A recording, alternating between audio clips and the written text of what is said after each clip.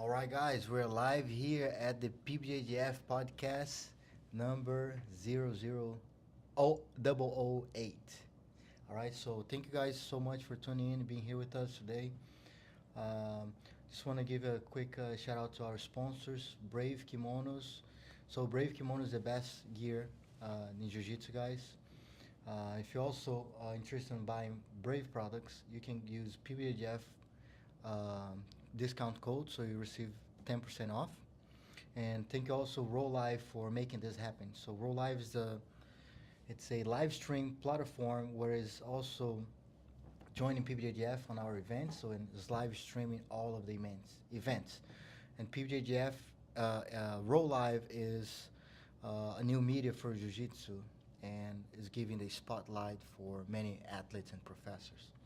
And so, yeah, thank you guys so much for tuning in. Make sure you guys share this video. I think this is a great podcast for the whole community. I think Jeff is coming here today to do a service for the community. We're all very blind into this segment, which is the law side. We know jiu-jitsu. I'm not really familiar with all the law behind it. So I really appreciate Jeff you coming here today.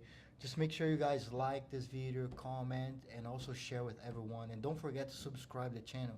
Subscribing is the way for you guys to give us the support. Okay, share with everybody. Every school owner in the world should watch this podcast. I think this is going to explain a lot for everyone. Well, it'll explain some things about American law anyway. American law, that's right. But I appreciate the invitation to be here. I'm flattered to have the chance to come and talk on your podcast tonight. I'm hoping that today what we can do is clear up a little bit of confusion that I have heard and noticed, some at our academy, some on the internet. There's uncertainty is not good for business. Uncertainty isn't good for people who want to practice jiu-jitsu or who want to teach jiu-jitsu. So we won't be able to clear up everything, but we're going to try to clear up some things. And what I'm hoping to do today is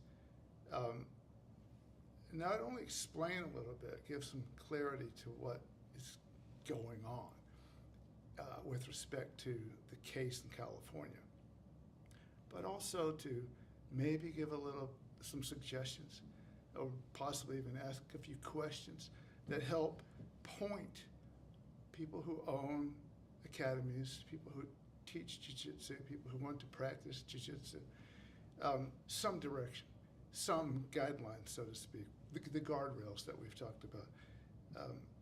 But I have to add a disclaimer. I'm a Maryland lawyer, and I cannot give legal advice in a podcast setting. And it's not because I don't want to. It's because it is irresponsible and unethical for me to do it. The reason for that is everyone's situation is different. When I give legal advice, it is specific to a circumstance and persons involved. So to broadcast information that sounds like advice can't be used as advice because your situation could be different and something may not apply and you could end up making things worse rather than making things better. So I will caution everyone that this is not legal advice. These are simply a conversation to talk about terms, talk about things that occurred, and then give some suggestions, business-oriented suggestions for coaches particularly and for academies that they can think about and maybe adopt and hopefully avoid what happened in California. And the other thing I'd like to say is a tragedy. Mm-hmm. It is absolutely sad that the student was so severely injured. I have heard rumors, and rumors are useless, but I have heard rumors that he has improved, and I hope that he continues to improve. It's also sad because it has such a dramatic effect on everyone involved. It's sad also for the professor. I watched the film. I listened to commentary on the internet and read court documents. And there was no malice. There was no, in my opinion, there was no malice. I didn't see malice. I don't believe malice was the point of the litigation, although it was alleged in the complaint, the amended complaint. I don't believe malice was proved. I don't have a court transcript, so I can't go through everything that occurred. So I may get certain details slightly wrong, but they'll be close. So there was talk, I had heard talk, oh, there was malice, and and there can be punishment for malice that goes far beyond making someone whole for an injury. And at first I didn't know, and I thought maybe that had occurred, but I have since determined after research it did not occur. The case was a negligence case. And the terms that I think are important for us, for academies, for people in jiu-jitsu, are to learn a few terms or understand them a little better. Negligence is one. That was the basis for that case and the basis for the jury's award. There is a concept of standard of care. There is a concept of duty and the concept of breach of duty. And also there are some defenses. And when I speak in terms of defenses, what I'm saying is there are legal defenses. There are things that can mitigate damages or cause there to be no negligence. Assumption of risk is one of those. So I'm not a California lawyer, and I'm not going to expound on California law, but each state, the law is different in each state. That's one of the reasons why I can't just broadcast legal advice. I'm not admitted to practice law in California. I'm not savvy on California law, not the way I would be if I were practicing there. There are major differences between states on how these kinds of cases go. In the state of Maryland, there is a defense called contributory negligence. This might not make a difference to anybody, and I don't want to get too technical or too deep into the weeds. But in Maryland, if two people are both negligent and one is harmed, if the one who was harmed contributed to his negligence, he very likely will not recover for the damages caused by the other person because he contributed to his own harm in so many words. That's a Maryland case. That's not the way it went down in California. California was more of a comparative negligence. They used a substantial factor analysis. And essentially what they ask is, was the behavior of the instructor a substantial factor in causing harm to the student? And in that case, the jury decided that the academy and the instructor were 100% responsible, that they were more than a substantial factor, they were completely 100% responsible. And they based their award, their monetary damages are what we call the harm that has occurred, and to the extent possible, you try to translate that into money. And so there are ways to do that, and it's the jury's decision to do that. The judge decides whether there is a duty between parties who are suing each other. And then the jury decides whether the duty was breached, what the standard of care should have been, whether it was met, and then they will assess damages.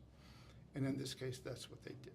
So none of it was punitive. They did not attempt to, they were actually instructed, you can't, not to attempt to punish, not to attempt to make an example of, but they considered things like past harm, medical expenses, future medical expenses as they could foresee them, pain, suffering, disfigurement, all these things go into this calculation.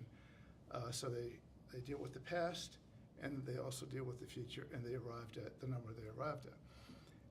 40. It was about 46 million. 46 million. Yeah, and And so, what does that mean? Who pays $46 million? That's a lot to pay. It doesn't mean it wasn't deserved. It just means that it is going to be difficult for the parties involved, as I understand the business, to come up with it. Insurance also, they very likely did not have that kind of coverage. So Correct. this is speculation on my part, so it's useless information basically. But there could be an appeal here. I would expect there would be one. Appeals are not something that you just get to do if you are dissatisfied with the outcome of the case. Appeals have to be based on, they have to have a basis, and the basis would have to be error. The court would have to have committed some form of appealable error in order for the appeal to be accepted. So will it happen? Maybe. I reached out to both sides. I reached out to the law firms on both sides of that case, hoping to get a little more information, just for educational reasons, just to make sure that I was stating things as accurately as I could. I have not heard back from them. I may hear back from them. But in a nutshell, that is the case. It's negligence. It wasn't punitive. It wasn't malice. And what lessons can we take from this? What did we learn having seen this happen? That's what I think. I mean, when I train jiu-jitsu, the one thing that you teach me is there's a lesson. And as often as I get rolled up in a ball, I learned so many lessons at jiu-jitsu. And it was hard for me. I had to change my mentality a little, because to be honest with you, not winning doesn't feel good. But it's not I know what I'm there for. Yeah. But I had to learn why I was there. True. So anyway, there are lessons to be learned from this tragedy, and I'm hoping that jiu-jitsu academies and jiu-jitsu professors and instructors can go forward with confidence, because they should be able to. What I know about this case, what I know about the law, what I know about jiu-jitsu, which is a small amount, everyone should be able to proceed forward with confidence. There are some things that everyone can do that I think may, one, help make the sport safer, to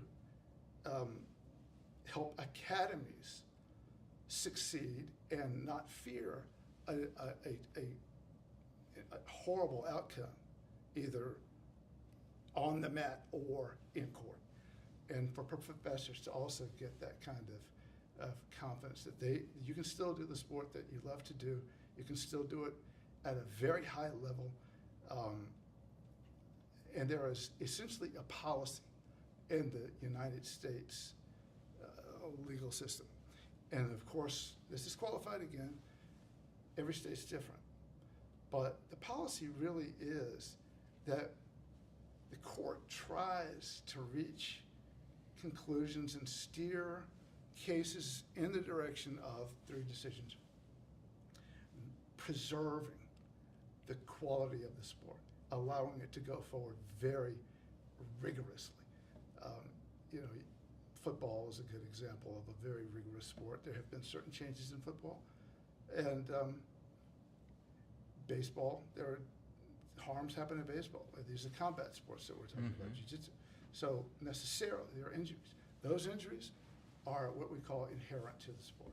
So injuries that are inherent to the sport are those that are foreseeable based on what people do on the mat. Inherent injuries aren't necessarily negligence. In fact, they aren't usually negligent. So people are still going to get hurt. There's not going to be a case that comes from it. But maybe, in having talked to you on more than one occasion outside this podcast, instructors and academies can create this culture of care and safety and excellence. and I know that you're doing it. I mean, I see it from you on an almost daily basis. I go to your academy, work out hard there. I would like to go more, but I'm just too old to keep up with you. And I see it, and it's part of why I love what you do. No, that's great. Could you share a little bit your experience coming to jiu-jitsu? You know, I think people would to show the amount of care that most of jiu-jitsu schools have, right? Like, like if you could share your journey, jiu-jitsu journey with people already as well, it would be great. Sure. So they can understand that you also have the understanding of joining jiu-jitsu and going throughout your journey. Yeah, I'm happy to. And first of all, I was an egotistical, athletic person who should not have been. I was a college athlete. I was a rower in my college. After college, I rowed at a high level for a club in D.C. I coached rowing in Annapolis. I later played rugby, and I loved all these things. It was easy to stay in shape when I was young. Some of those things took a toll on me, and I didn't really pay attention to the messages I was receiving inside my body. So there was a little damage here and there happening, and so I just like most young people, I ignored it. And then kids came along, and I stopped most of those kinds of things and just focused on being with my family, having fun with my kids, helping them get into sports. I believe strongly in participating in sports, the lessons it teaches. I coached some of their teams, not very well, but to the best of my ability. And later I volunteered. After my kids were through this Little League program, they were out, I volunteered to run that program for the local Little League. It's Green Hornets in Severna Park. So for 4 years, I was the head commissioner for baseball. And I learned a few lessons there about the quality of the facility, getting training coaches beyond the minimum certification that coaches needed to coach. I wanted them to give more training. So I had the JV baseball coach from the local high school come and give training to coaches. And we would preach communication, communicate often and communicate well, communicate at a high level. You're dealing with someone's most precious possession, their child, and so everything has to be at a very high level. And we did our best there, and I enjoyed that, and I learned a lot from that. So fast forward, time goes on, and I am not happy with my physical fitness level and my emotional level. It was, attached to some extent on physical fitness. And the odd thing is, my physical capabilities had gotten well below my mental capabilities with respect to what I thought I could do. And that is terrible. That's not good. I was much weaker than I ever thought that I really thought I was. I lifted weights and did things, and I think, pretty good for an older guy. But I learned that from jiu-jitsu that I wasn't there yet. So at 60, I don't know why I waited so long, but at 60, I came into your door to see what jiu-jitsu was all about. And I had done research, and we've talked about this. My kids kind of got me into Joe Rogan's podcast and Jocko Willink's podcast, and they talked about jiu-jitsu and the things that it does, and they talked about it in a way, I'm like, what do they talk about? Why would they say jiu-jitsu does these things. If you want to change your life, do jiu-jitsu. I'm thinking, how can that possibly be true? I mean, I'm an engineer, I'm a lawyer. I should know, but I didn't know. So I researched it and I decided I've got to give it a try. So I checked out local schools, and I talked to you on the telephone, and I have to say, when I talked to JP on the telephone, I was pretty scared because I saw on the internet that he's world champion and he's real strong and tough and young, and I'm like, oh no. Because you said, you're gonna roll with me. I'm like, oh no. No, I'm not ready for that. But it's been a awesome experience. The other thing that really was kind of special for me is I had just had cervical spine fusion. So I've had 3 vertebrae fused in my neck. And, you know, when those kind of things start to happen to you, you're asking questions like, what am I, am I doing the right thing? Am I taking care of myself? And I concluded I'm not taking care of myself the way I want to. I think I can operate at a higher level. I want to be more capable. I'd like to be fitter. If anything happened in the world, I'd like to be able to protect my family or my friends or myself. Correct. And I didn't think I could do it. And so came in your door, had this surgery. I was cleared. I was not quite cleared to roll yet when I came in the door, but I got cleared within weeks, and we talked about that. But the way it worked for me is having gone up levels a little bit and feel a little stronger, more capable, and going with very skillful people at our academy, I don't think I could have done it if you hadn't helped me out the way that you did. It's very hard sport. It's very difficult, as everyone knows.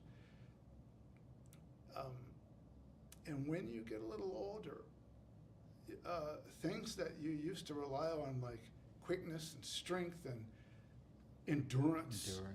They weren't there for me anymore. They weren't there to help me the way I needed them to. And so with your help, private lessons is the only way I could have gotten into jiu-jitsu, and thank you for doing that with me. That was a big deal for me. I really just don't know if I could have stuck it out if I hadn't had that opportunity with you. The other thing, knowing that I was going with one of the best makes it a lot better, because I knew I was going to be safe. I knew how careful you were. I knew how skillful you were. I never, ever, even to this day, have I ever felt in jeopardy in jiu-jitsu. I've never felt like this is unsafe, I'm going to get hurt. It never, ever.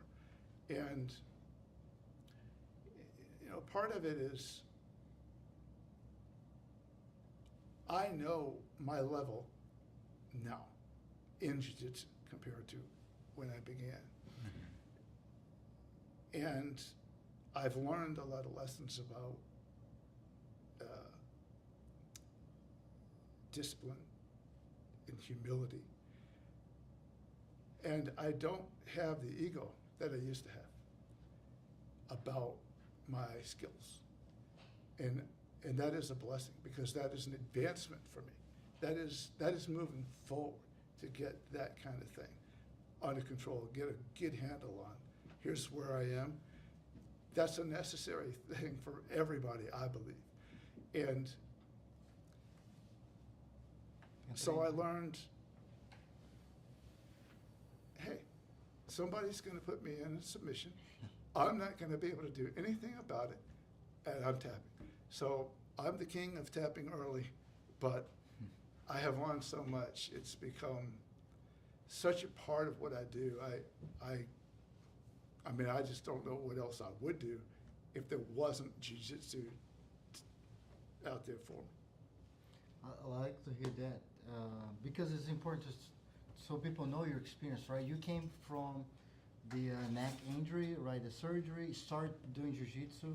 And we spoke before, Jeff, I think the best program for you is private lessons. Yeah. So I think that's the way for you to prepare yourself for group lessons. And then once you're ready for group lessons, you're safe, you understand the movement, and then you start doing group lessons. I think that was, exactly what you're saying, part of the process for you to get you for those group lessons and understand how your body, how you can adapt to your body and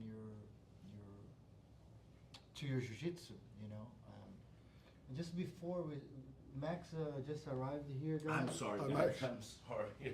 He was in Hey, there. how are you? Good to see you, man. Come on, my friend. He was stuck in traffic. So Jeff is telling us about a lot about the law side of the case. I follow guys on my driveway to here. About the as you guys already know about his journey in jiu-jitsu, and showing how he got into jiu-jitsu and how careful and safe most of the schools are with training, like not only Ogogi, but majority of the schools are like that. On that time and now, no, thanks God. Back in Yeah. the day, it's hard. Back in the day, it's only the Only tougher tough and guy, like only only like, guys survived. Now, you now it's a had to little be bit ready different. at that moment, You didn't Yeah. have time to build yourself up to that point. Well, you've said, and I believe, jiu-jitsu is for everybody. Jiu-jitsu for And, at 60, having to go through the crucible the way you did, no way. There's no way I'm making it. There aren't that many 60-year-old people who I can find who want to enroll. That- And when I go and get the 46 and 49-year-old policemen and Brent, for example, Yeah. forget about it. I mean, I'm just lucky.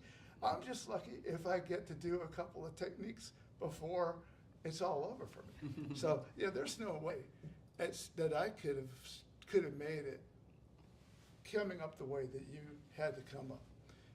So thankfully, there are ways for older people to get into jiu-jitsu, and we've talked about this before. Mm-hmm. In fact, I've talked to my friends about it.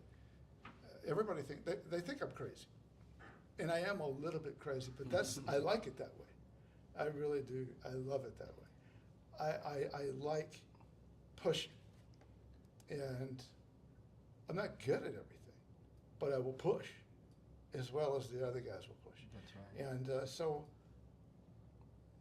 we had a new student show up at our school who's older than I am, which is, that's cool. I'm happy to see that. But the difference between the day I came in and now, I'm a different person. 2 years, Sure. and I'm a different person. I'm a different person physically. My capabilities make me a different person, but my mentality is also different. I look at things differently now. And I know it might sound untrue to people who don't train in jiu-jitsu, but there is a forced discipline that comes with jiu-jitsu, and discipline is everything. If you can get up and do the thing that you're supposed to do, even if nobody's telling you to do it, you're ahead. Mm-hmm. And if you can push through that hard thing just because you need to push through, or you understand that to get through that hard thing, I'm going to get to a better place. Yeah, that's not, a lot of people can do it, but they don't do it. True. You go to jiu-jitsu class and you got to do it. You have to do it, because once you go out on the mat and the time comes for rolling, you time have to to go. go. I'm gonna do that, Yeah. I mean, you have to. And you're a very disciplined person, like I've seen throughout the times we work, like you're consistent, on point, on time. And I think that made easier process for me as a professor on the mat. I'm a really on-time person, okay? Today's Traffic. Max was a There's teacher a as traffic well. and like time I leave the gym, get one person to like ask about information. You know, I'm like, I gotta go, but I need to serve that person the same way. You know, That's like right. and I Treat them did like properly. a tour in the school, show the price, whatever, and then like come straight to here. That's the way life is. You know, we just do what we have to do, and that's what you needed to do. We were able to start, and it's fun. I'm happy to see you here. Cool, thank you. I appreciate you inviting me here. Sure. You know, it's an honor for me because really, I'm 2 years, but I'm so new to jiu-jitsu. I look at everybody as sort of, I want to be like that one day, and I'm 60, and I still want to be. But that's like the one of you magic on guys. jiu-jitsu. That's all magic. That's the magic from jiu-jitsu. You like it, like you told you, 6 years old, and you still learning something new, learning new skills, and look for some people ahead than you. And that's harder. Like when you're 60, you know, you get on a new sport, a new thing to do, and get them motivated. That's awesome to know and nice to hear about you too. You know, it's good for my health. And when I walked in the door, you know, I was thinking, because I had done some striking sports when I was younger. In college, I did some, and then right after college. And back in those days, after college, I was lucky or just built right, and I did well. I could score a lot of points. And so my instructor wanted me to sort of represent the gym and compete, which sounded great, but it was an awful lot of stress on me trying to find a job. I had just gotten out of college. I didn't have any money. I didn't know what I was going to do. I needed to move to DC, but I also, you know, it feels good to be wanted in that way.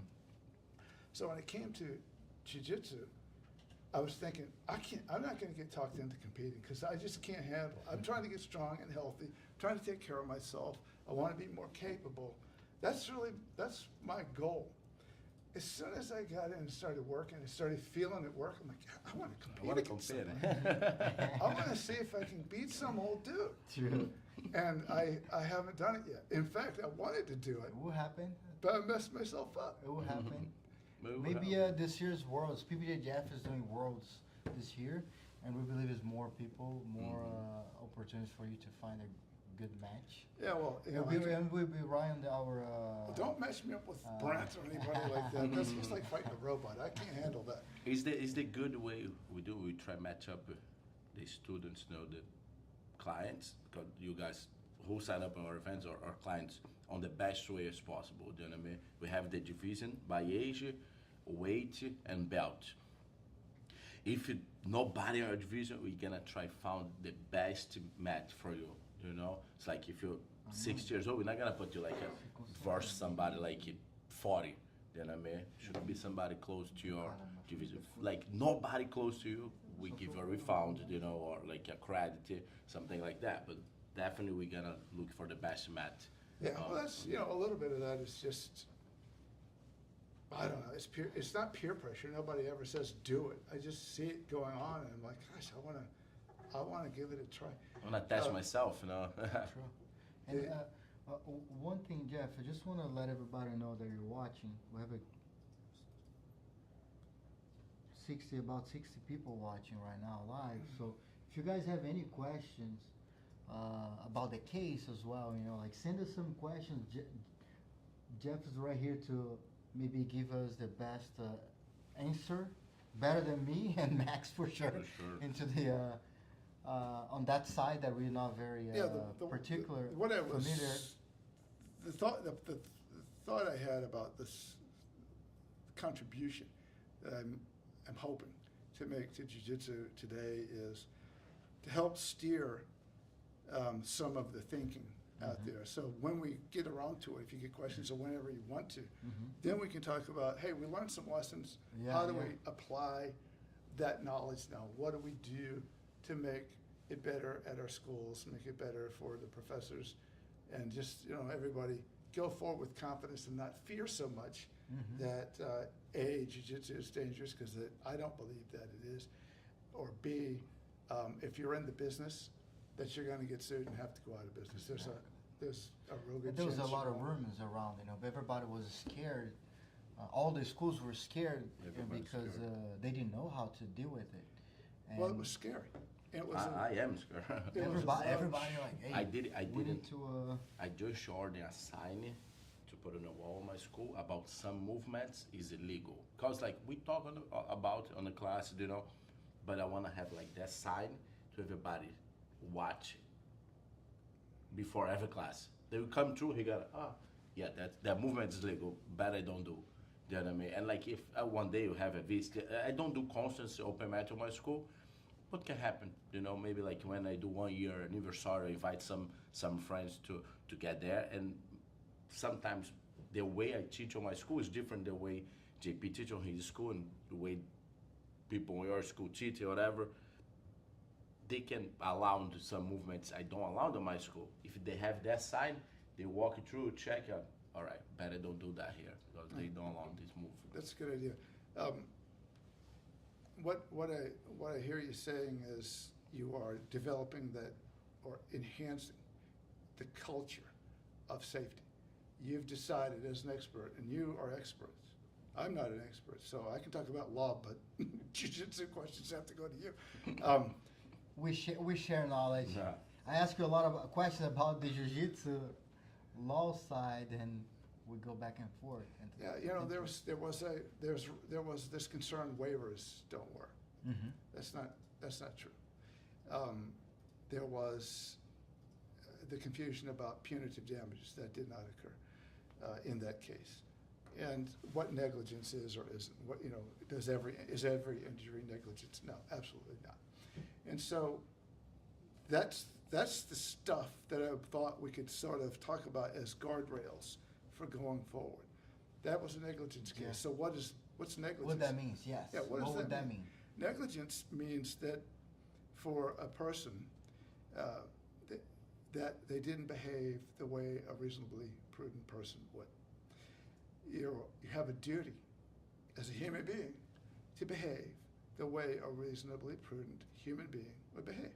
So that's basically your standard of care. Mm-hmm. You don't hurt other people. If you're driving a car, you don't run into other cars.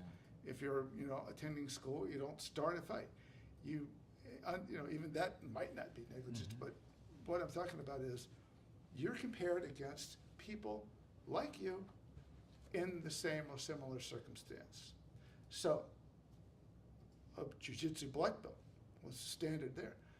Well, it's not the same as a blue belt or a white belt or a non-jiu-jitsu player. The standard for a jiu-jitsu coach, standard of care is that you don't do things to increase the inherent risks in the sport. That's kind of the standard. That's the way the California case was viewed. That's the law, essentially. Paraphrasing the law in California, it's also the law here in Maryland. The Maryland cases in the past have relied on decisions from California, and that's the standard they set for coaching. You don't increase the inherent risks in your sport. So what does that mean? That means that the risks that are inherent aren't necessarily negligence. So if students are rolling and somebody breaks a finger or gets a bloody lip or whatever, no, that's not negligence. That's foreseeable. That's inherent in the sport. That's what's gonna happen, and you know it's gonna happen. You know that could happen. Sometimes like on a bad grip, the guy go break that grip, boom, your finger pop. It's like not like Exactly. negligence. So is that negligence? No. Did the other student do something? No. If you like baseball, I know a little bit about that. So when you play baseball, you expect to get hit by a baseball. So if you get hit, is it negligence? It's No. accident, yeah. When would it be negligence? Well, somebody intentionally throws one to hit you. That's probably more than negligence. That could be a crime. But we don't So you even. mean the scenario changed the outcome? Always. the scenario will change. Oh, Always. Competition is different than practice. In competition, things are faster, a little wilder. There's a different standard, essentially, that you would have to observe or be careful about in a competition versus a school. Right. So how can an owner of a school suffer if one of their coaches does something that's negligent? Well, it's called vicarious liability. And vicarious liability comes out of the theory of agency in law. And so basically, if I own a school and I hire a coach, but I don't know anything about the coach, and the coach is violent and he causes harm, I'm probably going to suffer because I negligently hired a violent coach. What if I do know the coach is a good coach, but he does techniques that are they're risky? They're the kind that you would put on your wall and say, let's don't do these techniques, but he does them. And if I see it and I let it go, and he does it again, let it go 3 times, maybe 2, 3 times, somebody gets hurt. I knew that I needed to do something to stop that, and I didn't. So the owner is going to be liable, and the coach would be liable. So that yeah, if you want to makes watch the sense. video. That makes sense. I mean, when does you that, say am I touching on the stuff you Yeah, want to hear correct. I have a question about negligence. We'll throw one example here. I have a student, okay, 15 years old, really good, big guy, big kid, not guy, kid, good in jiu-jitsu, getting good. I start to sign up here on the adult division, over 18. Adult division is 18 to 30. If it happens something on the tournament with that kid, he get hurt on the tournament, I am a negligence because I let him fight on that As a higher coach. age Well, division as a coach. Yeah. The way that I would have to deal with that, if you came to me with that problem after the fact, we would look at things like, how did you prepare your student for that situation? Did you encourage or tell them to go to that situation? In your mind, did you think that student was Able ready? to do. Was he ready? Could he do it? And did the student know what he was likely to get into? In other words, what I'm getting at is students and participants in sports can assume the risk of participating. To assume the risk, you have to understand what the risks are. You have to not only have heard what they are, understand what that means. How bad could it be? And then they still need to volunteer. If you have those 3 things, you can basically defend yourself as the student having assumed the risk of participation. And so it would be on them. No negligence to you. They would go. And if what they get about hurt- the event? If they let you a young or teenage kid sign up on an adult division, how this can affect an event or how Same kind of thing. way? Basically, if the event knows that they are changing their brackets, they've established the brackets for a reason. If it's safety, if it's fairness, whatever, there are rationale for establishing brackets. But if you allow someone to come in and he's different than the rest of the people in the bracket, you're taking on a risk. You're making a decision that this person can do this safely, but if it doesn't work out, you still will go through the same analysis I just went through. Did the student assume the risk? Did I tell the student what you're getting into? Did the student understand? And did the student still volunteer to come? You may still not succeed on that defense, but it's a defense that you can raise, and that in negligence cases gets raised all the time. So I don't know how to give you the answer right now. If that's actually something that you need to talk about, we can talk about it later. Yeah. That's the only way I would be comfortable actually giving you advice. Yeah. all this is hypothetical. Yes, So it's hypothetical. not legal advice to anyone, Mhm. Or anyone here. Mhm. No, just, I don't It's know, just just, hypotheticals.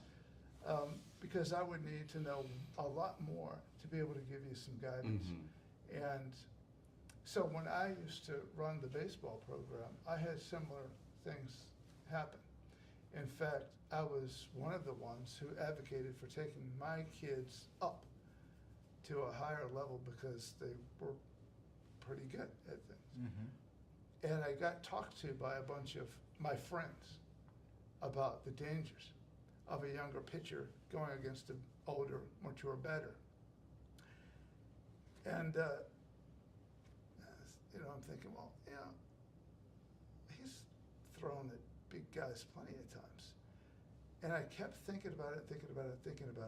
I'm like, that's probably not wise. These kids don't need to do that to excel. They're still going to be good baseball players if they don't play against these big guys. Mm-hmm. It's, why would I want to do it? I don't know. Some of the kids might have wanted to do it. Maybe I wanted them to do it. Maybe I wanted to see how good they were. But in the end, we said, no, we're not doing that. We're not going to do it. We're going to play at our level.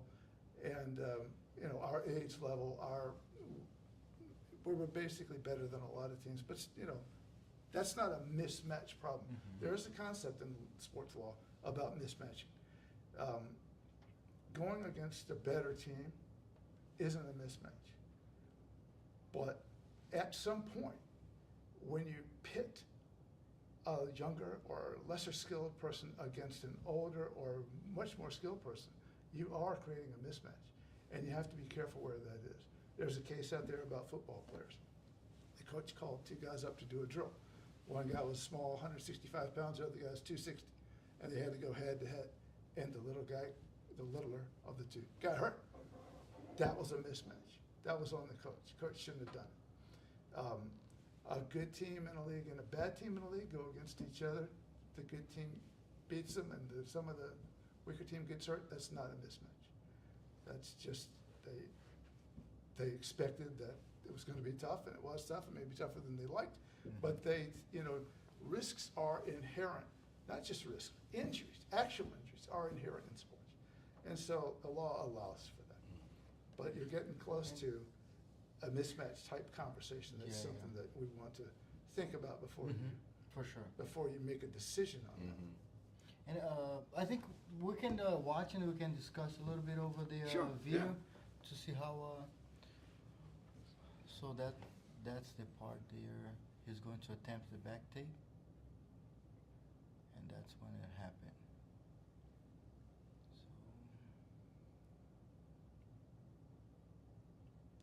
So he goes to take the back, and then he gets stuck. So. That looked terrible. Looks. So when I see that, there's a techniques that we have been doing over and over for many years. I think I learned this technique 10 years ago. over 10 years ago. I used to do this. Of course, there's details and concepts behind it. Mm-hmm. For what I see, the Or see that? Accident. jack, right? A jack ended up not being able to react to the correct motion of the movement. And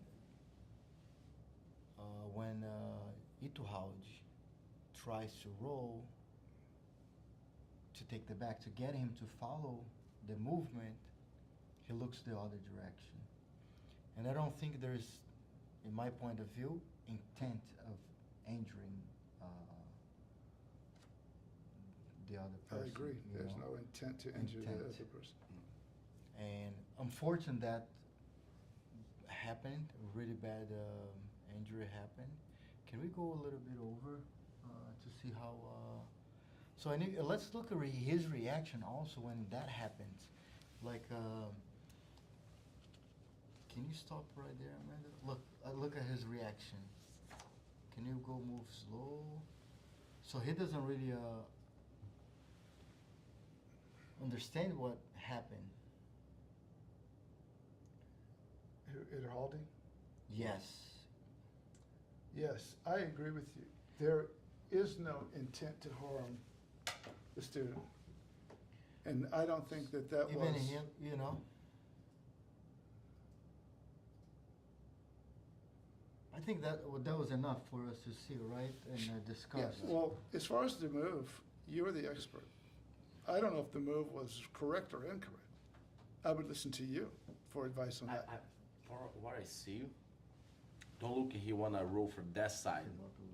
You know what I mean? He wanna post and jump to the other side. That's what I understand from that. That's what it looked to me. He wanna post this side and jump to the other side. And unfortunately, maybe the weight is too forward, you know, or like the head position is not proper, and the guy get So hurt. he would have jumped to one side or rolled or stepped or rolled to one side and then leapt across and pulled him to the back. Yes, but So it like wouldn't to have the been a other forward side. flip roll. It would have been pulling him to the back. No, to the side. I think like imagine the guy was here, somebody on his back. That what I see, he wanna jump here, like post his foot on this side and roll to the other side. Oh, okay. Do you understand? Yeah, I That's do. why looking for me. I don't know if JP agree to that. I don't look at he wanna go forward right away. You know what I mean? And I think that's actually, I believe, very consistent with the testimony in the trial. I didn't get a trial transcript, so I did what lawyers don't do. I looked on the internet to see if I could find out what Henry Gracie had put up. Gracie put up a video about his participation in this trial. And as part of his video, he had little excerpts, which I think were testimony transcripts or excerpts from testimony transcripts. So you can take them with a grain of salt or you can believe them, I don't know. But when I went through that video, what I learned, and I wanted to learn this firsthand, but the documents weren't available for me to learn it firsthand. So I'm going with hearsay, which is a dangerous thing.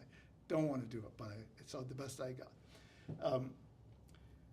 The excerpts that Gracie showed on his video were the expert for the defendant, the Iderhaldi, said that essentially that was not the move that should have occurred. It was flawed in some way. And I'm paraphrasing. I'm paraphrasing horribly. I apologize. But the expert for Iderhaldi basically said, yeah, that's not the safest way to do that. The safest way was a seatbelt or something along Can I those get lines. touch really back on who this expert, Yeah, Clark. who he is? Clark Gracie. No, the other one. Oh, Henry Grace, right? Henry He Grace. testified that there was negligence, pretty much, right? Yes. This person is someone that is selling blue belts online and allowing those blue belts that go throughout this online course open up their own schools and teach jiu-jitsu to individuals that don't know anything about jiu-jitsu. So looking back to who he is, you know, he's a like I'm talking here. If he comes back, hey, let's come and chat. Maybe we'll roll. Because I think he's someone that is use the media and the internet to spread the word, himself. promote himself throughout what his family did for jiu-jitsu, which what they did is everything to allow us to be where we are. Right, but I don't see him as a person that really did much for jiu-jitsu himself, and he used his family's name. You should go do a court and send it to him. He used his family's name to build himself up, and he used the social media to do that, and Instagram and YouTube. When I arrived to the United States, I saw people talk about him like, yeah, but it's such a big deal. I don't know who this guy is, you know. Nobody There's knows. something wrong, and then Like you a know I YouTuber. realized he's a YouTuber that's been posting a lot about MMA and never fought MMA.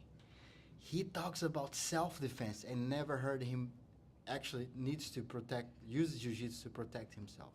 So he didn't have even prove that jiu-jitsu, his jiu-jitsu works in the street himself. And what I also see, that he never won anything major as a competitor. Maybe he never fought. So like it's like, you know, like Well, whatever. he's a very he's very popular in YouTube and social media because he's been doing that for a while, but I haven't really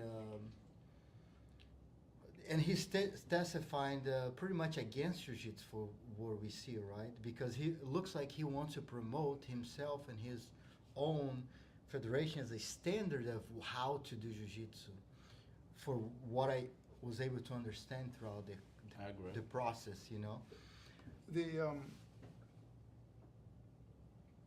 I don't know the motives of Henry Gracie.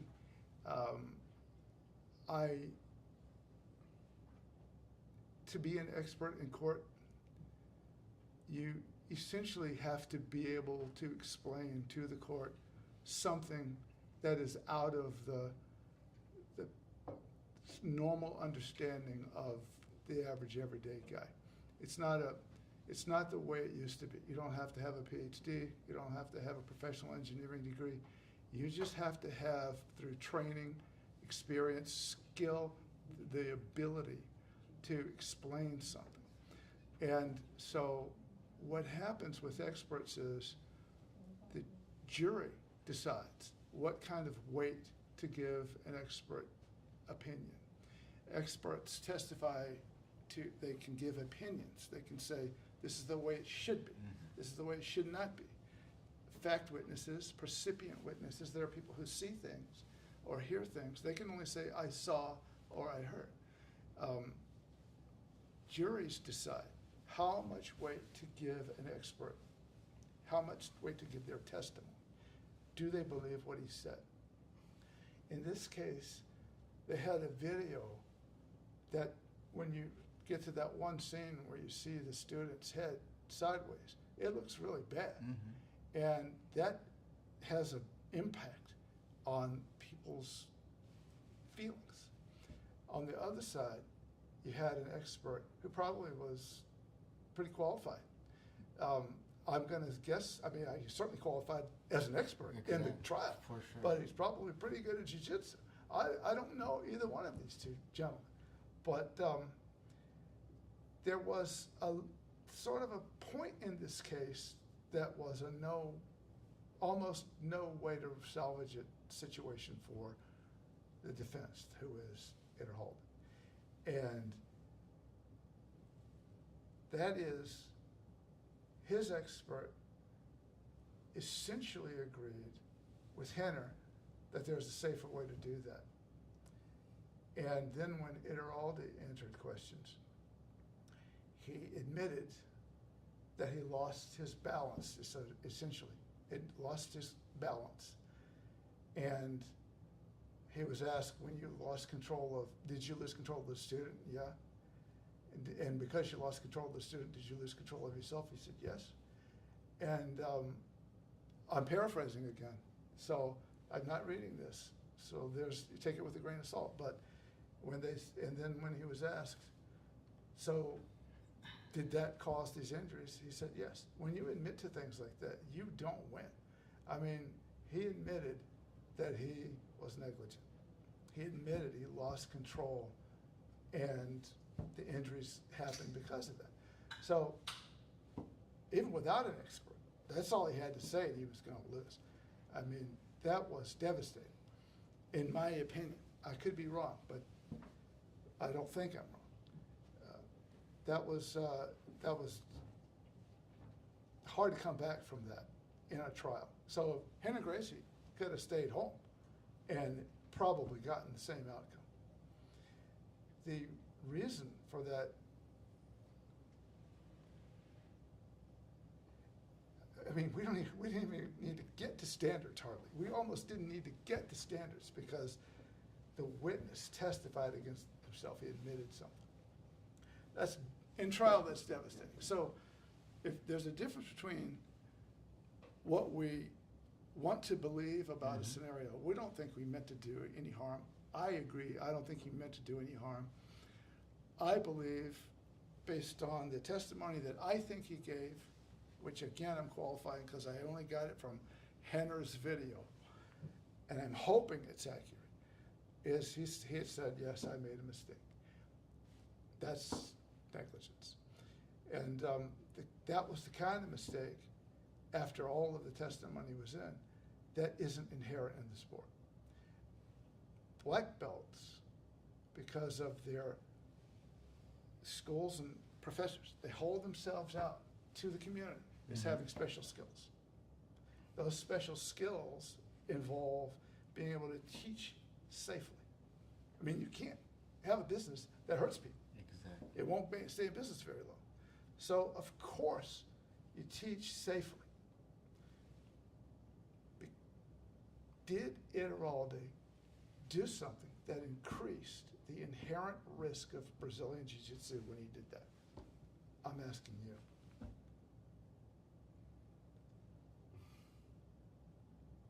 I don't know. I think jiu-jitsu is The jury something thought that he did. jiu-jitsu is something that we're consistently making mistakes. Every day we're losing our balance every time, every day. You know, like maybe like it's something to considerate, because I make mistakes every day. Me I too. never see them. I make mistakes Not, every not day. dangerous like that. No, they No, aren't. like They're you know, never but dangerous. I make. That's because I'm trying to improve. I'm trying to learn. I'm trying Well, because that's an excellent concept. That is a great concept. Coaches have to push. And no criticism whatsoever to any of the lawyers involved, but coaches have to push. They push people sort of beyond the comfort zone. They're not just people, but they're athletes, Mhm. the people they know. I know you're comfortable here. Let's get you comfortable Yes. out here. That's part and parcel. In fact, there are cases that say learning to execute these types of things are inherent risk. That's part of the inherent Mhm. risk of the sport. The key here is, if it were two white belts, there might have been a different outcome. But we have the professor whose duty is to not increase the inherent risk of jiu-jitsu, who does that, and then says, I lost my balance. Mhm. I think it could be worse with the two white belts.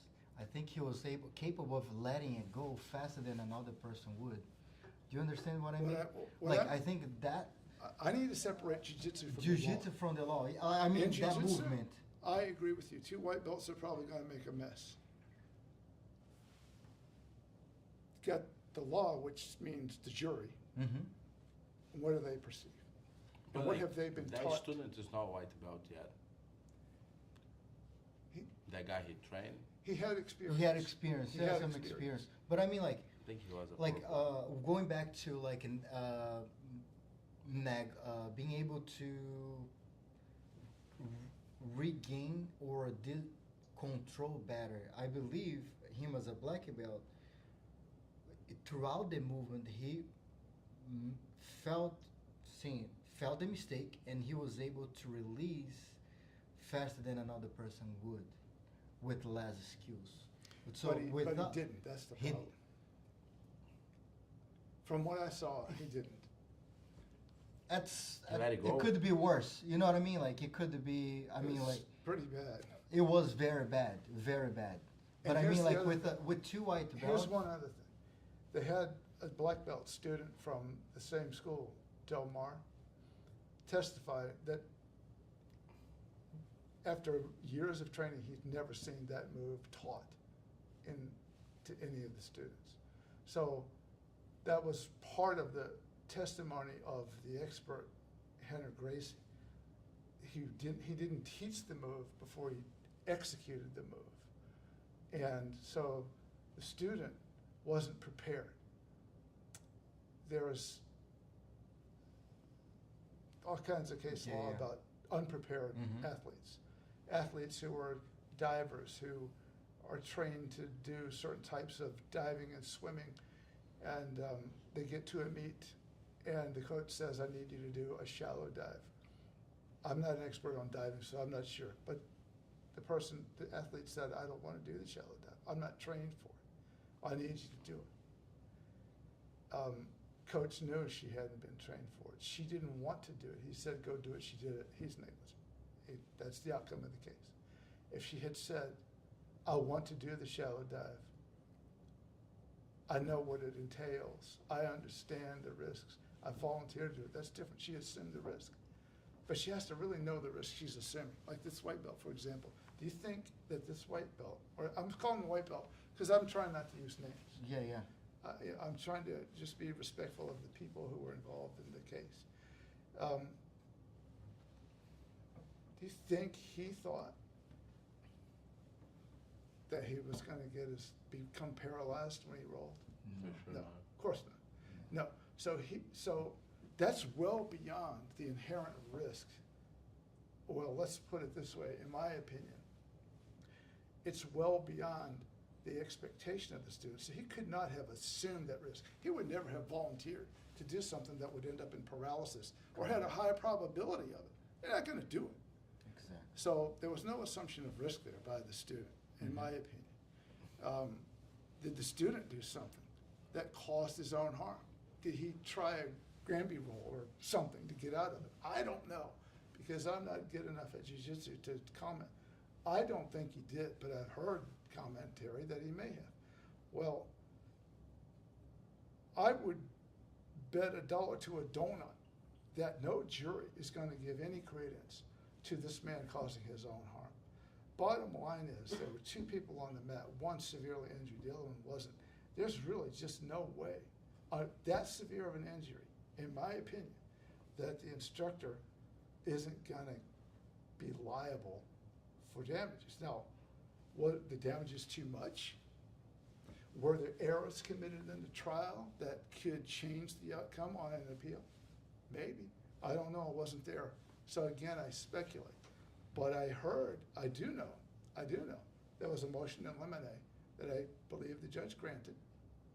Motion in limine means that lawyers argue about the admission of certain evidence, and the jury doesn't get to hear it. So just the lawyers and the judge. Judge makes the call on admissibility. And they did not allow this person had signed a waiver. Mm-hmm. And the judge did not allow the jury to see the waiver, and you could not give evidence on the waiver because it was precluded as not reliable. The test for evidence is reliability. You have to be able to rely on the information you're asking the jury to make a decision about. So that was not the case. Did not let the waiver go in. Mm-hmm. I heard just hearsay, don't know if it's true, probably doesn't matter, that the skill level of the person who got hurt was much higher than you would expect, like he was a previous wrestler or whatever, had lots of experience, had a white belt, probably should have been a higher level belt, but still had a white belt. I don't know if it's correct, I don't know. But I don't think that's going to win over a jury. But if the jury didn't get to hear that, is that appealable error? Was the waiver an appealable error? Are there anything else in the trial that the judge did that can be appealed? Maybe. So we'll wait and see on that. We don't know what's going to happen. So we spoke a little bit about before, like, so how could schools look and review their waivers and be more prepared, for Yeah, well, I got also anything my that- memory's not as good as it was. I have notes.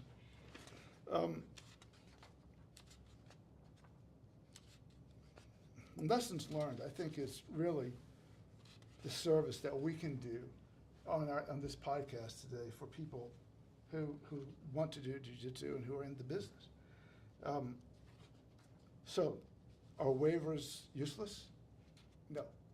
No, waivers are not useless. Waivers are allowed in almost every state.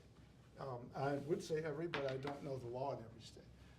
I do know that waivers are valid in the majority of locations. What is a waiver good for? A waiver is good for what it is an agreement by a participant not to sue for negligence. That's it. Not to sue for negligence. If it's gross negligence or willful misconduct, or if the professor does something that increases the inherent risk in BJJ, that's not covered. Negligence is the stuff, the everyday stuff. I lost control and I broke a finger. I lost control and somebody dislocated an elbow or something. Horrible. But that's the everyday inherent risk in jiu-jitsu. Students aren't perfect. And students have to push the envelope to become better. And when you do those things, you fail sometimes. And sometimes when you fail, you get hurt or other people get hurt. That's part of the deal. They can waive that claim. They can, even without a waiver, they can assume that risk. They knew that there was this risk. They understood the risk, how bad it could be. And they said, I still want to go. I'm volunteering to do it. It's two things, the waiver and the assumption of risk. You raise them both if you get to. So waivers are the sort of the key to waivers is they have to be clear and unambiguous. What I mean by that is the person who's giving up a right to sue has to know with no uncertainty, I'm not going to be able to sue this school or this professor or the instructor or an employee or the owner, and you have to put them all in there to get them covered. Or a contractor is teaching me, you have to put them all in so it's clear who I'm giving up claims against. And what claim am I giving up? I'm giving up a negligence claim.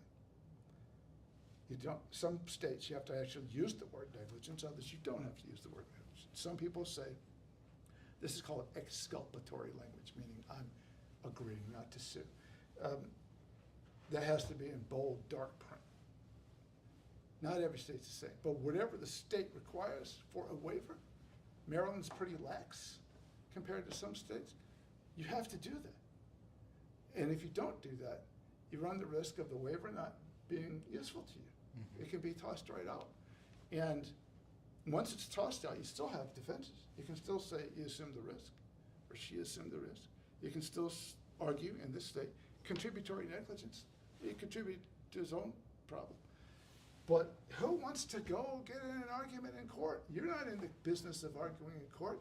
You're in the business of teaching jiu-jitsu. Mm-hmm. And your culture is one of safety and one of care and one of excellence, because you want people who do jiu-jitsu to be the best jiu-jitsu people there are.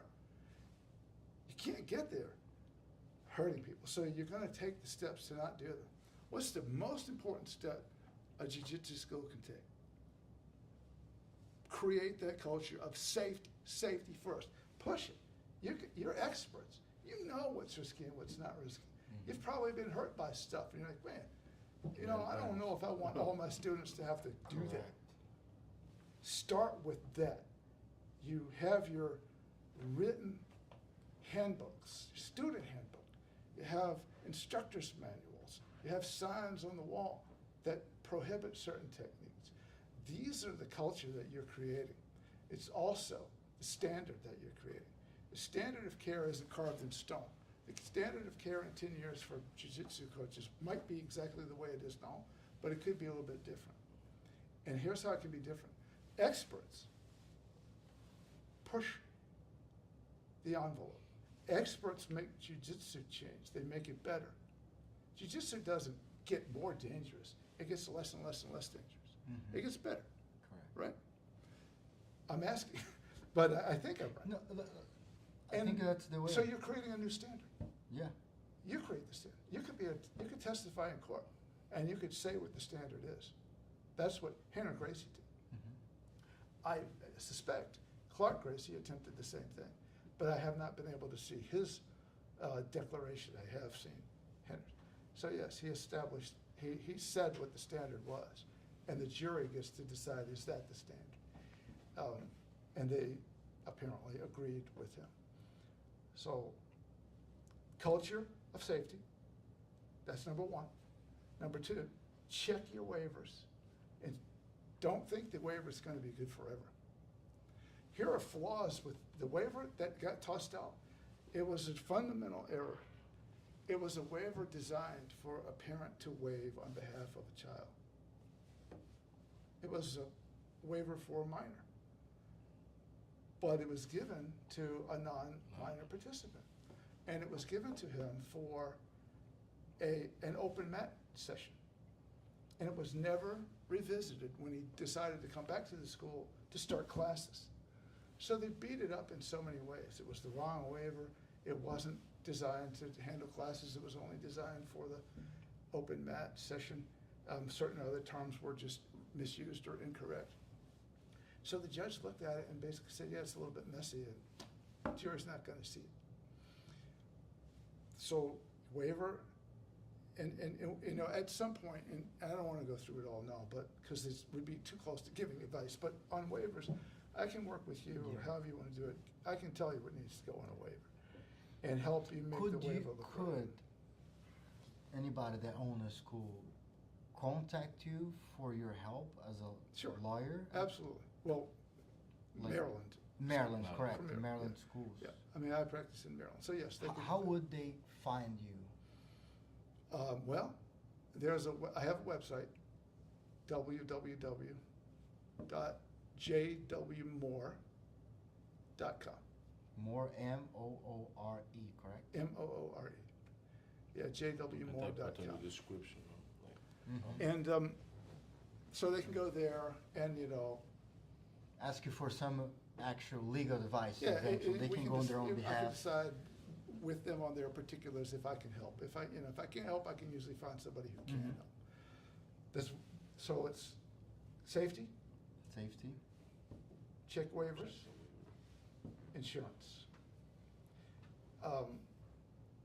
What should we have they a question look? here about the insurance. What should they, could, When you buy insurance, the key to coverage is that the insurer knows what you're trying to be protected against. So there's so much insurance. I have insurance to protect people coming into my office. I have insurance to protect my equipment, insurance to protect me from liability for making an error or omission, a professional liability. I have insurance to protect me if I do something in the world and I cause pollution. It's a pollution liability, because I do a lot of things related to the outside.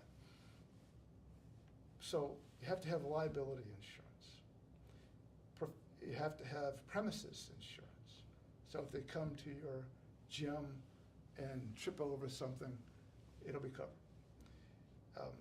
There are so many things that you could be insured for that, so you want to be liability. We talked about property claims is premises, basically liability.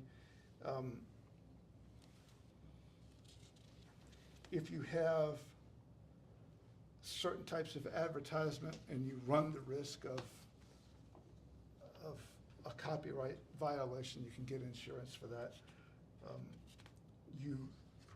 If you hire 1099 contractors, independent contractors, you should make sure they have the same insurance you have or better. And in your waiver, you should also, if you can, try to include the independent contractor, because he's working on your behalf and you're worried about vicarious liability. They may still sue the contractor, but you may defend yourself, and the contractor may have to go do something, but you can defend yourself. So really, those are the three big things that I think are the lessons, the action items. We've learned a lesson. We saw a bad thing happen. what can we do to, Culture of safety helps the bad thing not happen. Waivers help not getting sued for the regular things that happen. And insurance helps for all of it. If something goes wrong, don't want to go an out of accident business. happens? People make mistakes, things go wrong. It's nothing to do with intent. It's just an accident. There's this concept of freak accidents, and I just want to make sure you understand. A freak accident is something that basically isn't caused by a person.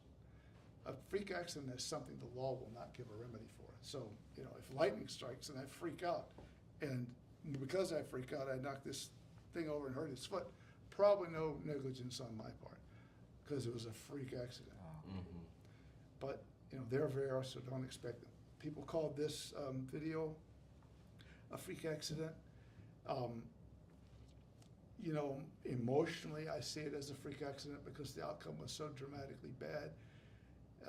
But it's not the kind of remedy the law won't give a remedy for. So, the kind of problem. So it's not a freak accident in the law. Mm-hmm. It was an unusual occurrence, one that how many times has that ever happened? I don't know, but it's horrible. And we never want to do that again. And we want to go forward with confidence in our businesses and in our lives that we know sort of where the limits are. And I'm hoping that some of this conversation has done a little bit of that. If it hasn't, I'll try harder whenever I get in contact with people. But that's my goal. There was nothing. There was mystery surrounding that case. I hope there's less mysterious now. And there are things that we can do better, and I'm hoping that we've heard some of those things now. I think you've been covering a lot of the questions we had so far, and I think majority of the community didn't know much about it. But I think we have some. We got some questions, here. yeah. So, do you think, as me being a professor, I should allow my students to go on an event that rules are dangerous? Should I be, I think he would say, would I be negligent? If you know the rules, Like the rules are dangerous, you're an instructor, professor, and you know some tournaments, their rules are very dangerous. And you allowed or you advise them to go. There's one way it is negligent and one way it's not. The negligent way is to say, sure, go ahead. You didn't inform the student what they were getting into. You don't know if the student knows, but you know something that the student should know. Mm-hmm. So if you just say, sure, go ahead, or I really think you should, or you have to. Oh, let's go. That's a problem. If you say, I believe that's an unsafe event for you. My understanding about it is there people get hurt. It's dangerous. How dangerous? Broken arms, dislocated shoulders, whatever it is, And you tell the student, I would rather you not go. Here's what I'm worried about. And the student says, I hear you. I understand. But I still want to go. And I still volunteer, I want to go. You come. That's on them. But you got to make sure you have evidence. Remember, I told you, one day somebody in our school said, hey, would I get in trouble if? And the answer is, it depends on the evidence. So the evidence matters. You have to have that documented because your conversation isn't going to cut it, very likely. It might, but written is better. I think that is something that we try to push at PBJJF. Like safety is the primary of everything we do here as well. So we want Jiu-Jitsu to grow as a whole. We believe safe athletes, practitioners, and Jiu-Jitsu will help to grow the sport and the martial art. I think you're right. And everything that we do is based on safety, rules, uniform, and all of the aspect of the event is. One tournament in Baltimore here, the doctor don't work, and she left before she leaves. She's like, oh my God, that's the first time I'm in a jiu-jitsu tournament. And they don't need to work. They don't need to do nothing. She just sit there and watch jiu-jitsu all day. That's beautiful. Yeah. And it's something that we had to try to do to keep the integrity of the jiu-jitsu, of the growth of jiu-jitsu. We had to push, at least on the East Coast, there's something that there are not many events that are looking out for the safety of the competitors, and it's more about more entertainment, I guess.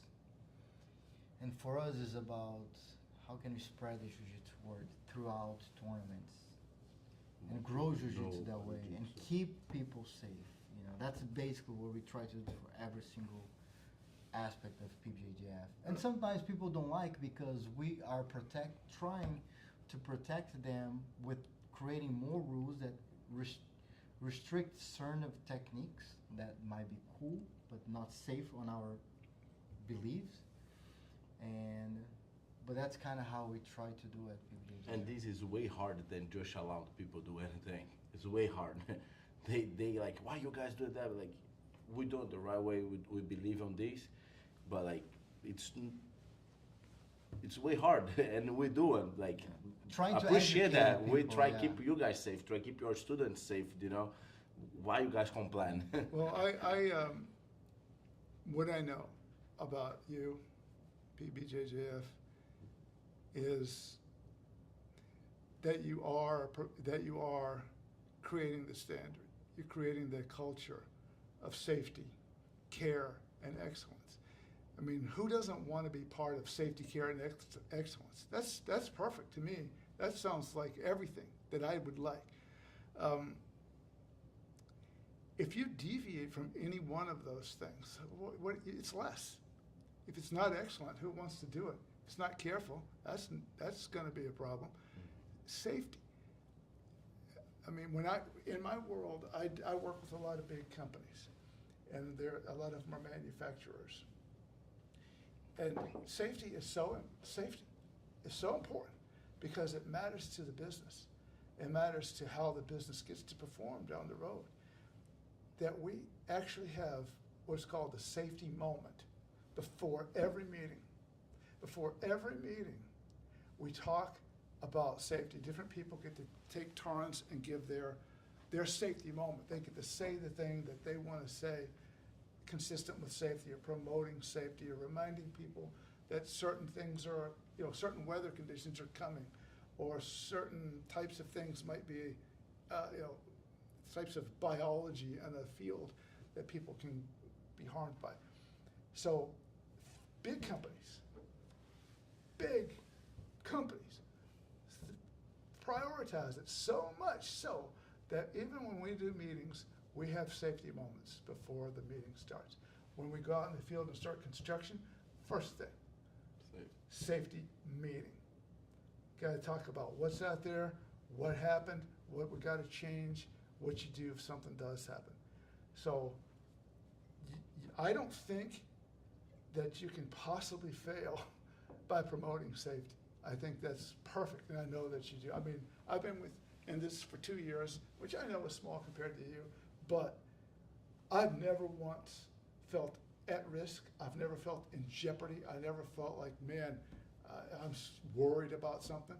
No, the only thing I worry about is not doing well. I worry about not doing what I should be doing as well as I want to. That bothers me all the time.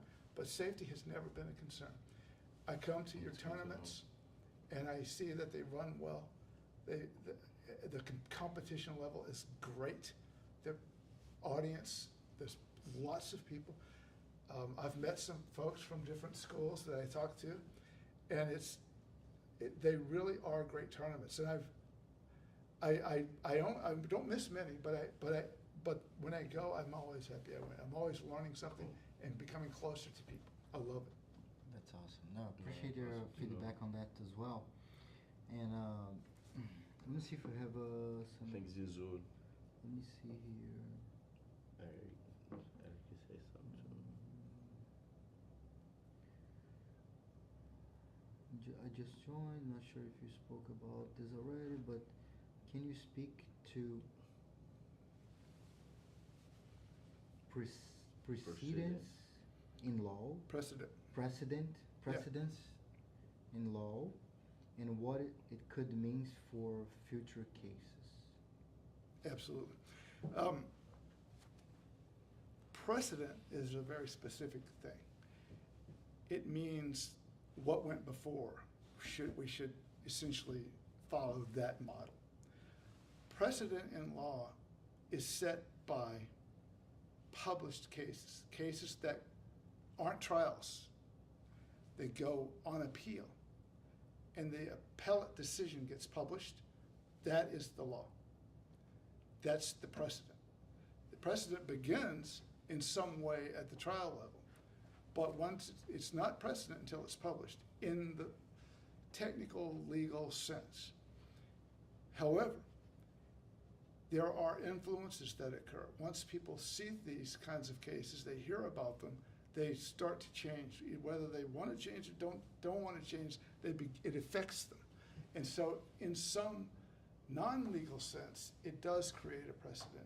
It establishes a change, which is why I wanted to talk to you, because I don't want jiu-jitsu to change in the wrong way. Mm-hmm. Here's one little thing I looked up. I want to say this before I get off of it. This is from a California case, and I'm just going to read something that I think was important in the case. It was part of the decision.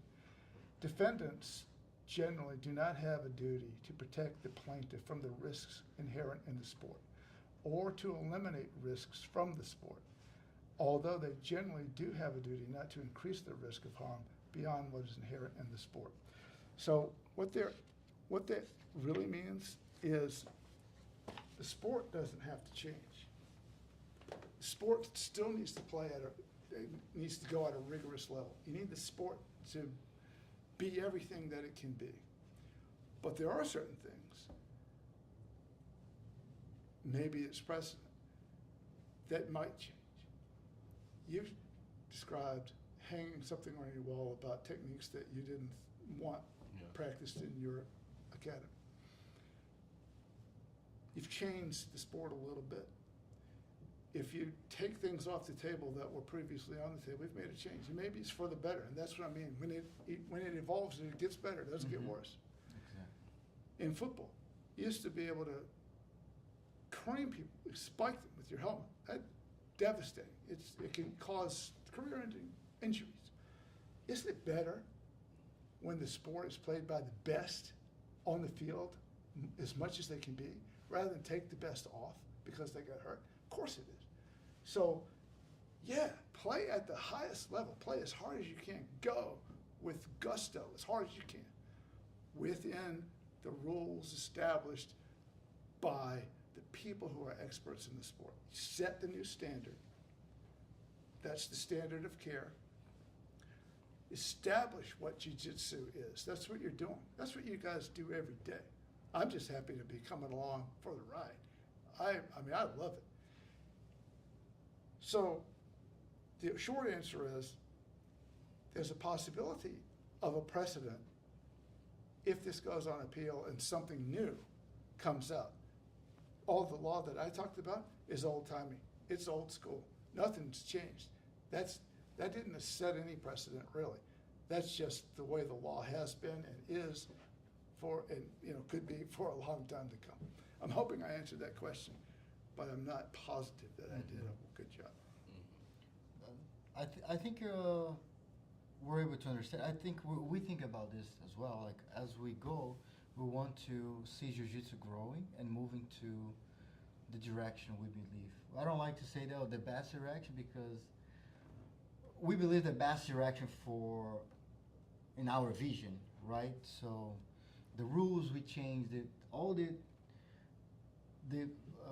standard we're establishing to create a safer environment for these athletes and competitors, it comes along with that, what you're saying, right? How can we improve and make safer so they can go at their best without being in a danger? Well, for me, as a blue belt, so I've been introduced to jiu-jitsu, and I've developed a real appreciation for it. One of the things that matters to me a lot is the mental aspect, the way that it helps me be more disciplined. I do things better. I do more things because I train Brazilian Jiu-Jitsu. And that has nothing to do with what technique I do or don't know. It has to do with the mentality of the teachers, and the difficulty of the participants, the sport in itself, the things that I want to do, how hard it is for me to do it, how much I feel I have to work, prepare to go in just to perform at a decent level, not even a good level. Just that is important to me. And so if that's important in jiu-jitsu, if sending people to UFC is what jiu-jitsu is about, then you need to take a different direction. Mm-hmm. But if jiu-jitsu is more than that, if jiu-jitsu is that, but it's also other things, if it's for everybody, then it has to be for everybody. It has to be, you might not even need to take techniques out, but what you might want to do is think about where you would use those techniques or where you would allow them to be used. Or train them in a setting, maybe the competitive group versus the general population. Practitioners. Because there might be some super people who really want to learn the most innovative thing. Then there's a place for them, but there's also a place for the 60-year-old guy who came out of cervical spine fusion, who's just happy that I'm getting stronger and healthier every day. And my mentality is so much better. I mean, thank you for that, by the way. I appreciate everything you've done for me. Jeff is a beast on the mats too. Thank you for sharing. Thanks for sharing your knowledge, Jeff. Coral belt and all. But that's what we try to do, and maybe I don't know. We could even, you're right. Think about it. How can PBJJF help the community after this case? And how could you help to create a device from the federation as a standard for schools?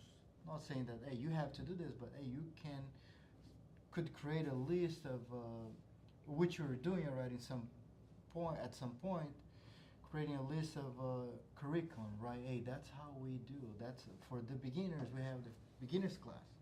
For people that are learning, we have blue belt and fundamentals. Blue belt and purple belt, or blue belt and to brown belt, and the competition. How important it is to divide the groups inside their own schools, and to keep them going at their best at the correct class. Doesn't mean I will be my best at the competition, but I could be my best at the fundamentals class, because that's where I would like to stay or start or get through my process. So, you could even, would be something interesting.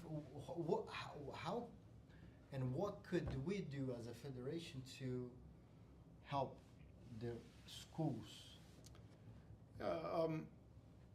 That's probably something I can't answer right now, Okay. because I think it's an evolution. Okay. But certainly the jiu-jitsu comes from the jiu-jitsu experts. I have two of those sitting at the table right now. So you're teachers, and you guide the sport.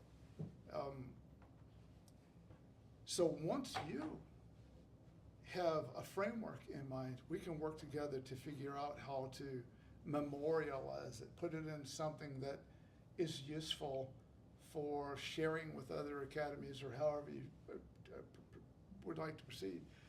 And as a federation,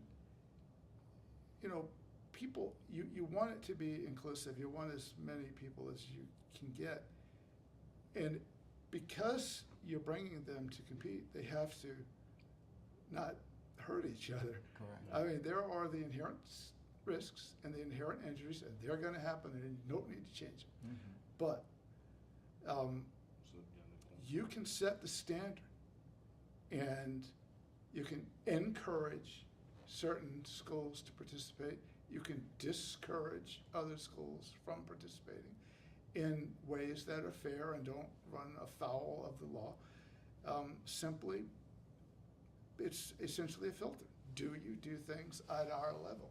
If you do, come on in. If you operate at some risky or unacceptable level, we can't put that risk, we can't put that on other people. I mean, if you invite someone into one of your tournaments and they're dangerous, someone's going to suffer.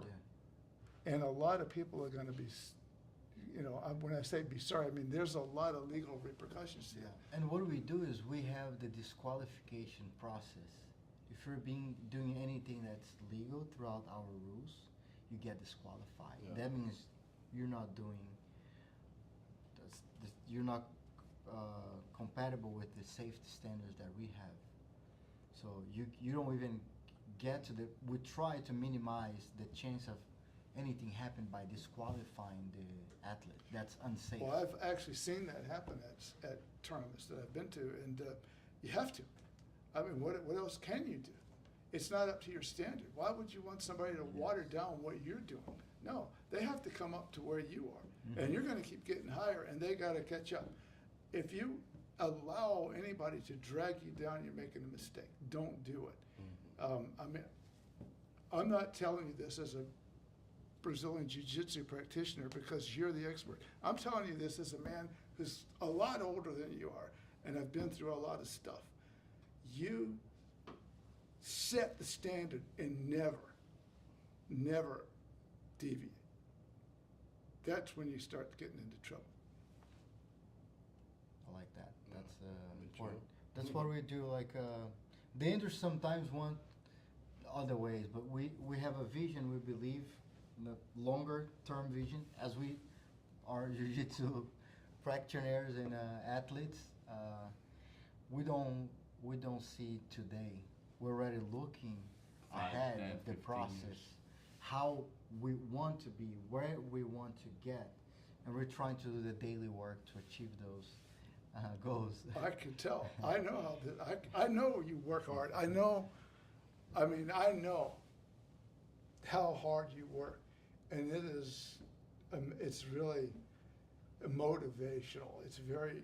I mean, I love people succeeding. I love to watch people just do the things they want to do and do well, and I see it in you. I see it in you. I see it more in Amanda. I'm only kidding. I see it in. I see it almost on a daily basis, and I love it. I love what you do. We appreciate it. Yeah, you betcha. No, we appreciate that. I think we share something that we think about jiu-jitsu 24/7. I just realized that I sleep and I dream about Think about jiu-jitsu jiu-jitsu. every day. Like I'm dreaming. Why am I dreaming still? Like all day long, you know. Like we talk about being missionaries, jiu-jitsu missionaries. Like we believe so much that jiu-jitsu can Spread change the word. people's Life. lives That's in the a mission. positive way, that we have to spread the word, and we find tools and ways of get to share what we believe for everybody. And we believe one day a lot of people, way more than now, will be doing jiu-jitsu. Oh, I That's believe it, you. yeah. And we believe We can see that like from 5 years ago and to now, Yeah. how much like grow. jiu-jitsu's growing. That's You know, and you awesome. can see like in 5 years, I had that too. You know. And we have meetings. We talk about this. How can we see people going to another direction, which is entertainment, which is start creating dangers, because And when you start drama, entertaining, you start creating drama, trash talking, That's right. unsafe rules to look more entertainment. And we go into the side where we want to share the benefits of jiu-jitsu.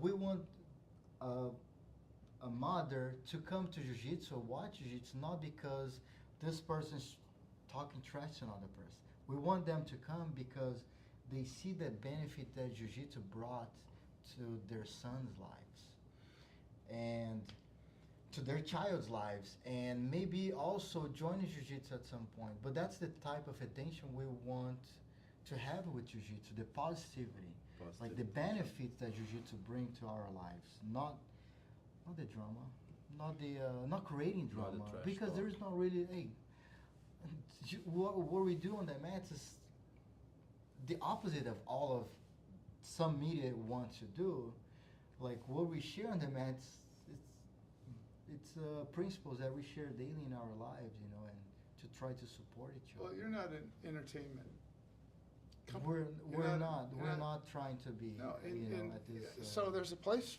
for that, but it's not here. Yes. If you, I agree with you. If you're creating drama, if what you want to do is trash talk and, you know, do some sort of a crazy technique that wows the world, there's a place for that, Yeah. but it's just not here. Yeah. And not even, maybe not even with jiu-jitsu involved, with the jiu-jitsu name, because that could bring not beneficial To everyone. audience Mhm. to jiu-jitsu. You know, like, we really need to go to that direction to grow? And I don't think people join because of that. I think people join because of the benefits that jiu-jitsu brings. to Well, if your them. mission is jiu-jitsu, I mean, if you believe jiu-jitsu is for everybody, and you believe that people benefit, that it has benefits, and all they need to do is try it, and they'll start to see it. That's not consistent with drama.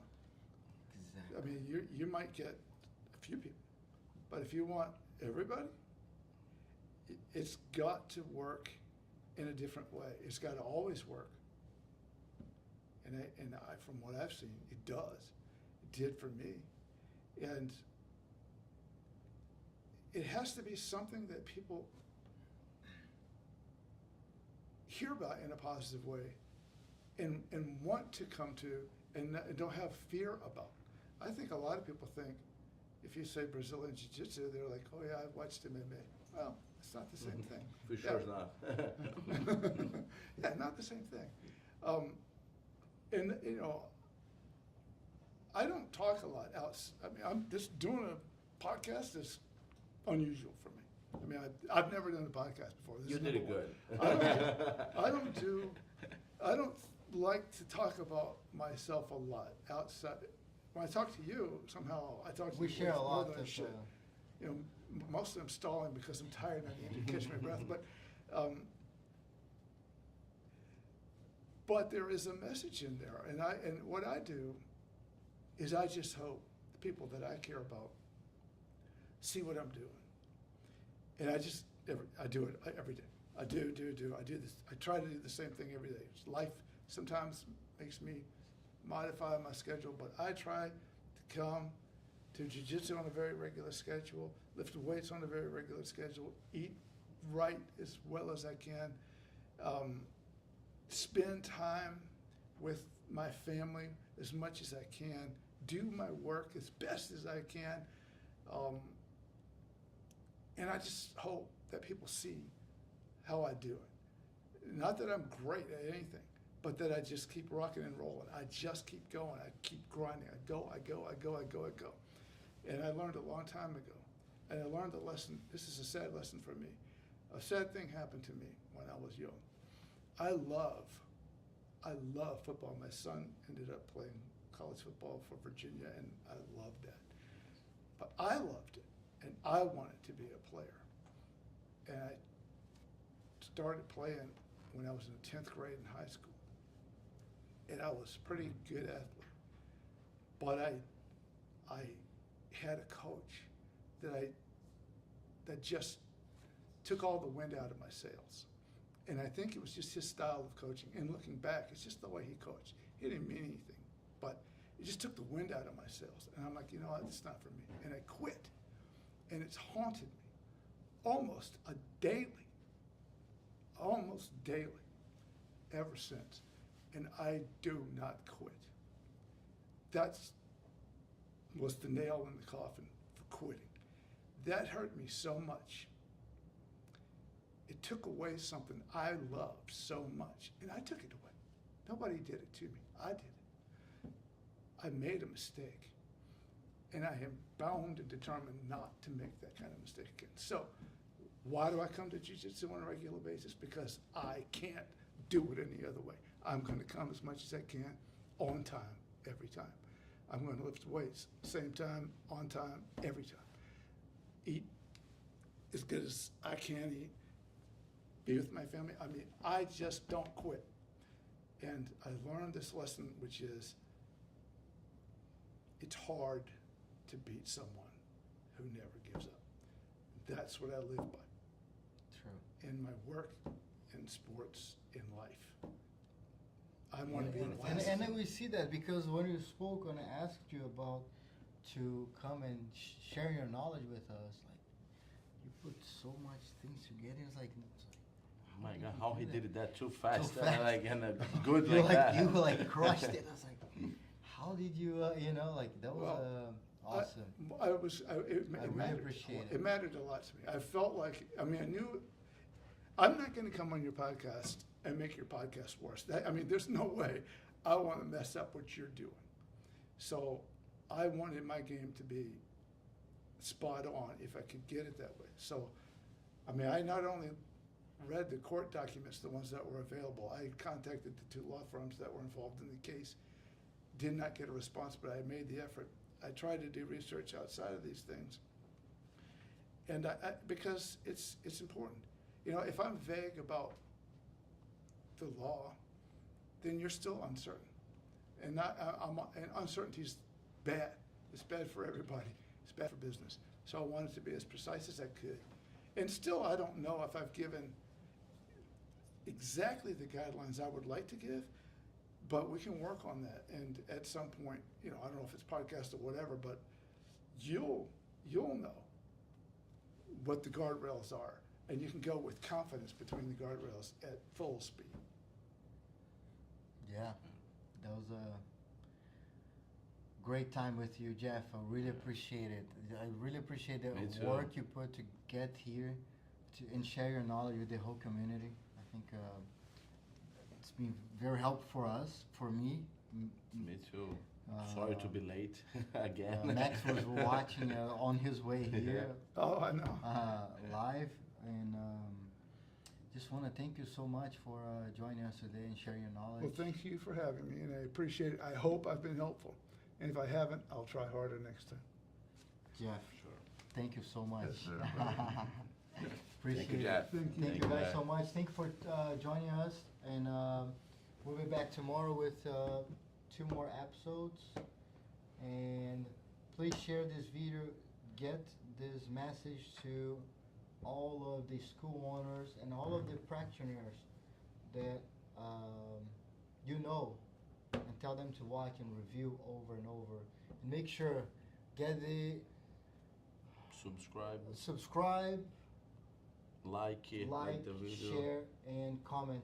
So we're gonna also respond all the comments And for if you you guys. and if you look for a new gear, go tab bravekimonos.com .com. and use PBJJF 10 for 10% off, please.